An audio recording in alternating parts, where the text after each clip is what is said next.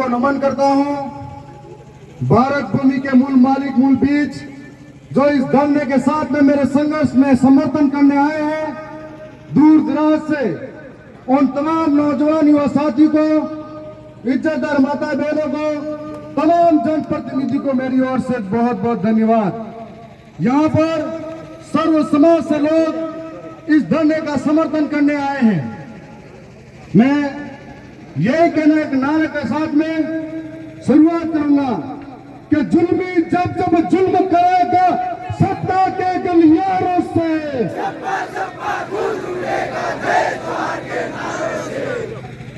ना संघर्ष ना तकलीफ तो क्या मजा है जीने में।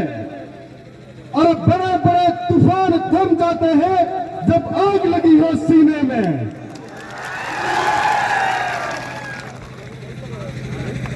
आप सबको बताना चाहूंगा कि आज चुनाव से पहले मेरे साथ में कई साथियों ने लगातार संघर्ष किया था। दरियावत विधानसभा के 3 ब्लॉक हैं, उनमें से एक हमारा लसाड़िया ब्लॉक है। वहां से लगातार 3 बार दिवंगत विधायक जी रहे थे। उनके कार्यकाल के दौरान हम लोगों ने बस सम्मान दिया। हम लोगों ने हमारे दरियावत जलाने में जब भी आए होंगे तब भी सम्मान दिया, लेकिन उनकी विरासत को संभालने वाला उनके नालायक बेटे ने 9 अगस्त का कार्यक्रम हुआ था। जब 9 अगस्त का कार्यक्रम हुआ था 2 साल पहले, तब भी जब पूरा विश्व के अंदर विश्व आदिवासी दिवस मनाया जा रहा था, तब भी हमारे लोगों के साथ में पत्थरबाजी करवाई गई थी, लाठी डंडे बरसाए गए थे। आप सबने देखा होगा। उसके बाद में जब हम लोग चुनाव के प्रचार में गए थे, तो भी हमारे माननीय सांसद महोदय जी ने कहा था ये जो विकृत मानसिकता वाले लोग हैं, उन्होंने उस वक्त भी हमारे साथ हाथापाई करने की कोशिश की थी। लेकिन दरियावत की जनता का धन्यवाद है जिन्होंने इस बात को समझा और लोकतंत्र में एक ताकत दी, वोट के माध्यम से मुझे जिताकर विधानसभा में उनकी बात रखने के लिए भेजा। और आज मेरे ऊपर मुसीबत आ खड़ी हुई, सरकार से मेरी लड़ाई है, तब भी मेरे साथ में लगातार 6 दिनों से इस धरने पर डटे रहे हैं। उन तमाम साथियों का भी शुक्रगुजार हूँ। साथियों में बताना चाहूंगा कि जब से जीते हो मेरे साथी सबसे चुनाव जीते हैं, विधानसभा के अंदर भी आदिवासियों के अधिकारों के लिए और जल जंगल जमीन के लिए हमने हर एक बात पर विधानसभा में उठाई है। सड़क की बात को सदन तक लेके गए थे। हमारी लड़ाई जोर जुल्म के खिलाफ की है, हमारी लड़ाई अन्य अत्याचार के खिलाफ की है, हमारी लड़ाई महिलाओं के सम्मान की है, हमारी लड़ाई 5वीं अनुसूची की है, हमारी लड़ाई इस इलाके की शिक्षा व्यवस्था को बेहतर करने की है, हमारी लड़ाई जल जंगल जमीन को सुरक्षित रखने की है। और आपको बताना चाहूंगा कि जब भी मुझे मौका मिला तो मैंने अंधी बेड़ी और गोंगी सरकारों के कान के पर्दे विधानसभा में खड़े रहकर भी खोले हैं।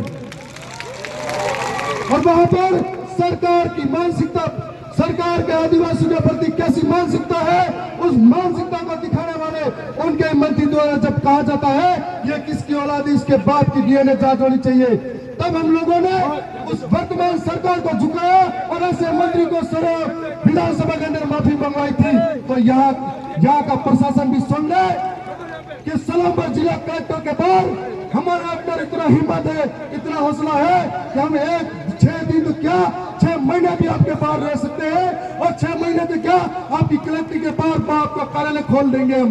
ये आपको बताना चाहेंगे।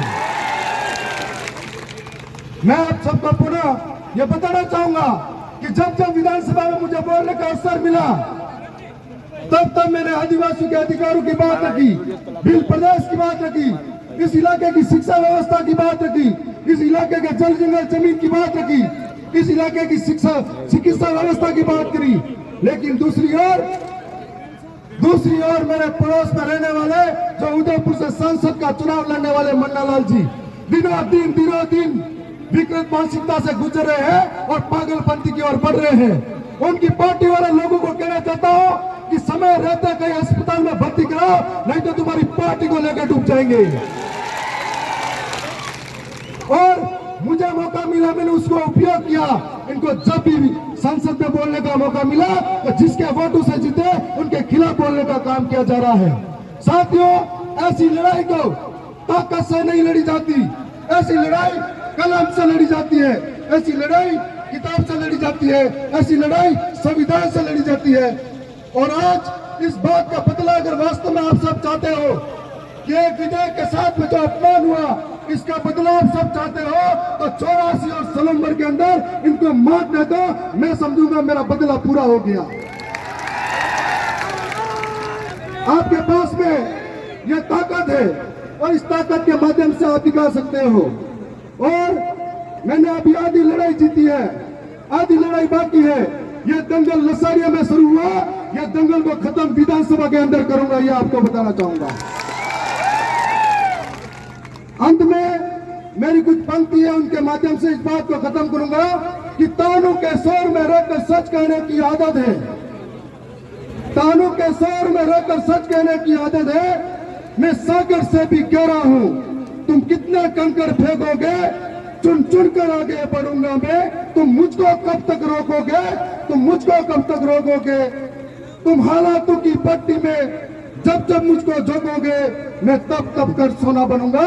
तुम मुझको कब तक रोकोगे, तुम मुझको कब तक रोकोगे। मैं इतना ही कहना चाहूंगा कि आज सरकार से इस लड़ाई में शामिल हुए तमाम साथियों का बहुत बहुत धन्यवाद करता हूं।